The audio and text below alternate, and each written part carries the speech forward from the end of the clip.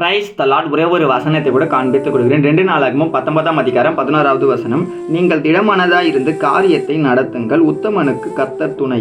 இன்னைக்கு ஆண்டவர் நம்மளை பார்த்து சொல்றாரு, மகனே மகளே, நீங்க என்ன காரியத்தை செய்றீங்களோ அதை தைரியமா செய்யுங்க. நீங்க உத்தமனா வாழ்றதுனால நான் உங்களுக்கு துணை நிற்க போறேன்னு சொல்லி இன்னைக்கு ஆண்டவர் நம்மளை பார்த்தாங்க சொல்றாரு. இன்னைக்கு உங்க வாழ்க்கையில கூட பாத்தீங்கன்னா நீங்க ஒரு பிசினஸ் முயற்சி எடுத்திருக்கீங்க. இந்த பிசினஸ்ல ஏதாவது ஒரு சக்சஸ் கிடைக்குமா? எப்படியாவது இதுல இருந்து என் லைஃப்ல நான் ஒரு அடுத்த கட்டத்துக்கு முன்னேற முடியாதா? என்னுடைய காலேஜ்ல என்னுடைய படிப்புல நான் இப்படி நான் போகணும்னு ஆசைப்படுறேன். என்னுடைய லைஃப் நான் இப்படி நடத்தணும்னு ஆசைப்படுறேன். என்னுடைய ஊழியத்தில் நான் இப்படி போகணும்னு ஆசைப்படுறேன். நான் என்ன பண்றது ஆண்டவரே? எனக்கு இது கரெக்டா வருமா? நான் முயற்சி எடுக்கலாம் கரெக்டா இருக்குதா ஆண்டவரேன்னு சொல்லி நீங்க ஆண்டவர்கிட்ட ஒப்பு கொடுத்து நீங்க என்ன முயற்சி எடுத்தாலும் அதை அவர்கிட்ட ஒப்பு கொடுத்து ஜெபம் பண்ணிட்டு ஏசப்பாண்ட கேட்டுட்டு நீங்க செய்யற பிள்ளையா இருக்கும்போது, மகனே மகளே, அந்த காரியத்துல வெற்றியை பார்க்க போறேன்னு சொல்லி இன்னைக்கு ஆண்டவர் உங்களை பார்த்தாங்க சொல்றாரு.